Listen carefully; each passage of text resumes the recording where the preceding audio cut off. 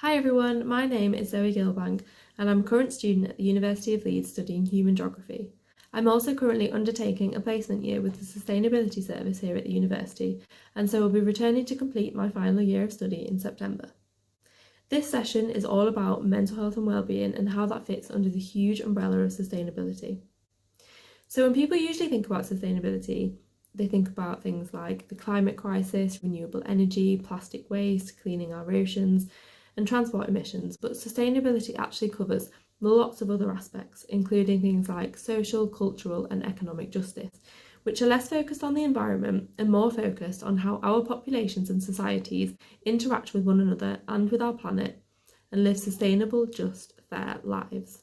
This includes things like reducing inequalities, working towards zero poverty, fair economic growth, all things that work towards sustainable cities and communities alongside all of the environmental aspects. So the United Nations Sustainable Development Goals, which I'm sure you've already heard about, frame all these different aspects and how they intersect using 17 goals for everyone across the globe to easily access and understand what we all need to do as a global community to work towards creating a sustainable future for everyone so that no one gets left behind. So going back to mental health, goal number 3 of the UN SDGs is good health and well-being, and that's the first instance where we can see mental health and social well-being fitting into sustainability. So that's the explicit link, but many of the other goals feed into good health and well-being, just as good health and well-being makes working towards all the other goals a possibility. So you can really see the importance of ensuring that all populations have access to equal opportunities for their well-being, like support services, social welfare, if we, as a global population, ever want to reach a truly sustainable future. Unfortunately, we do live in a world where mental health causes enormous pain and suffering. It can disable millions of people from accessing opportunities. It can destroy and disrupt livelihoods, cause early deaths, lead to human rights abuse, damage the economy, and many other negative impacts. Yet mental health isn't usually prioritised. It often gets neglected. And those are the key issues where we see it heavily linking to sustainability, because that world of pain and suffering is inherently unsustainable, regardless of humanity's environmental impact. It's clear that progress in development in any area of sustainability will not be made without improvements to mental health. So how does this impact me and why do I care? For me personally, I've had my own journey with challenges to my mental health from quite a young age during my teenage years, and so I do count myself lucky that I've now been able to develop techniques and feel empowered to manage my own mental health. So this is where my desire to raise awareness around good mental health has come from. And on top of that, before starting this placement in the Sustainability Service, I worked at Student Minds, which is the UK's student mental health charity, over summer last year as a social media assistant. The combination of these placements alongside my own history of mental health has allowed me to understand the importance of ensuring good health and well-being at all scales, from an individual perspective right through community to global levels, in order to live sustainably as a population. And this includes building social capital, empowering individuals to confidently manage their mental health and promote social resilience. Unfortunately, there is disparity in access to support services within societies and across them in different contexts, meaning there are significant inequalities that need to be addressed to ensure every individual can live a healthy and happy life.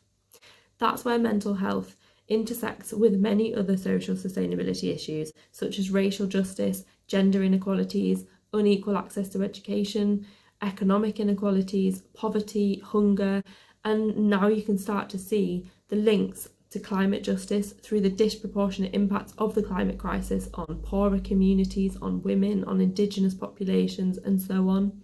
All of these things intersect and linked, and we, as a developed nation, need to understand our societal privileges compared to a global scale in accessing mental health support, whilst also addressing the inequalities here in our own society.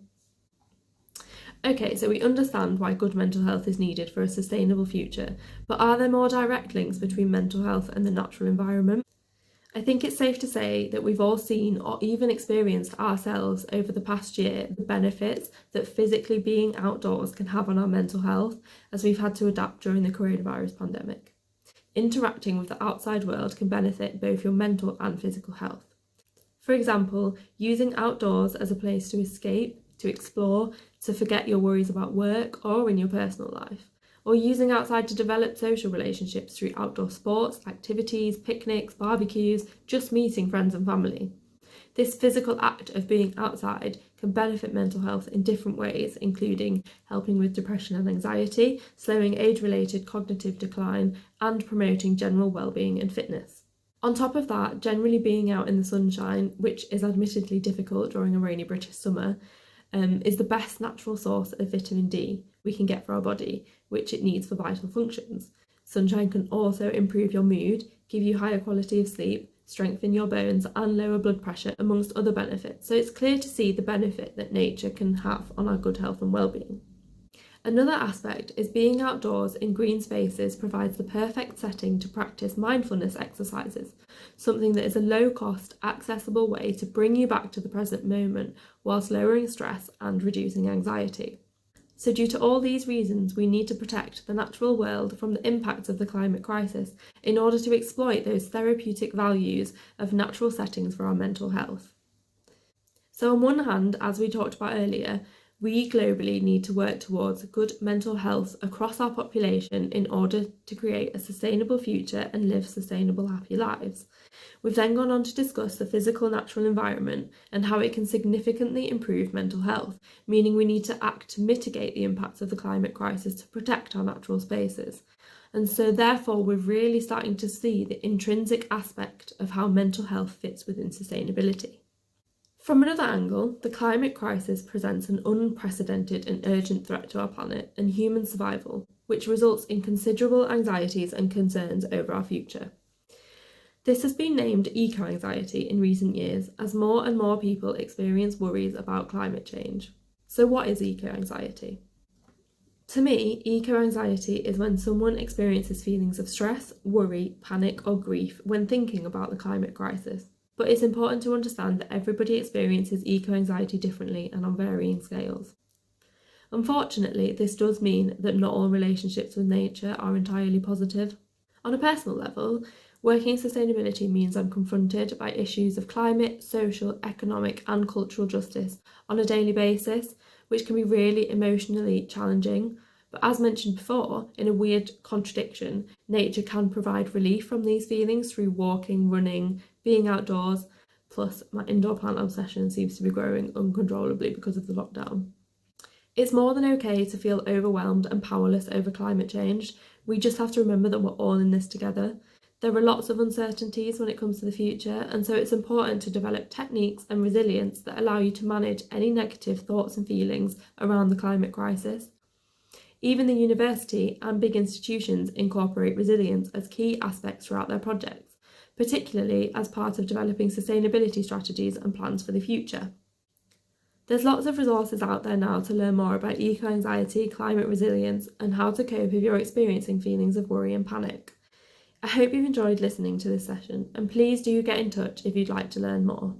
If you do feel like you're struggling with any sort of challenges to your mental health, please reach out, whether that's through talking to someone you're close to, through using the university staff and student support services, or using online resources through Mind Charity or Student Space.